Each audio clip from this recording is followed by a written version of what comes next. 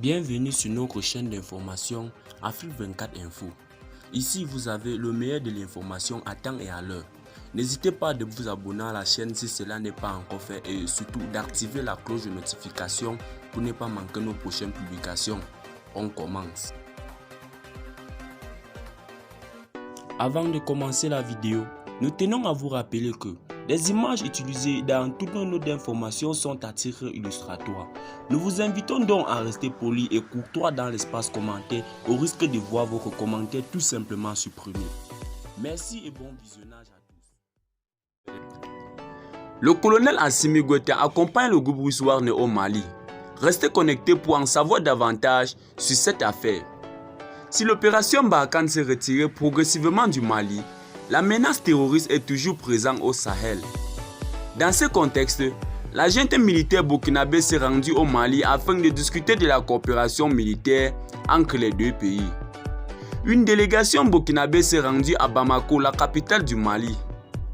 L'objectif était de discuter de la coopération entre les deux pays sur les dossiers sécuritaires et militaires.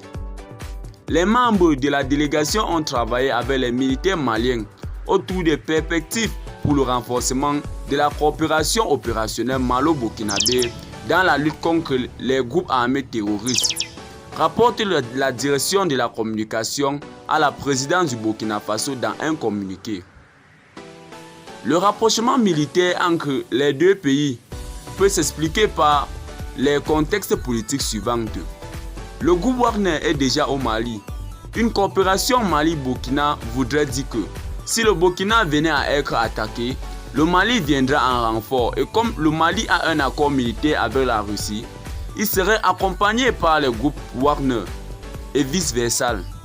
Cette opération était une politique de Paul-Henri Sandaogo Damiba pour être indirectement lié à la Russie qui est déjà présent au Mali. Paul-Henri Sandaogo Damiba s'est toujours montré très intelligent pendant sa transition, malgré la détérioration de la situation sécuritaire du Burkina Faso. Au Mali comme au Burkina Faso, le pouvoir est détenu par une junte militaire. En août 2020, le colonel Assimi Goïta a fait un premier coup d'État au Mali, puis est intronisé président de la transition en mai 2021, après un second putsch. Depuis, aucune élection n'a été fixée et Goïta est resté président du Mali. Au Burkina Faso, un coup d'État est intervenu le 24 janvier 2022, mené par le lieutenant-colonel Paul-Henri Sandaogo Damiba. Par ailleurs, depuis plusieurs années, les deux pays font face à une importante menace terroriste venue du Sahel. Régulièrement, des civils maliens ou burkinabés sont victimes d'enlèvements ou d'attentats, ce qui a contribué à l'instabilité politique et à l'insécurité de la région. Afin d'épauler les armées maliennes et burkinabés face aux terroristes djihadistes, la France avait déployé des militaires dans la région. L'opération Barkhane, lancée en août 2014.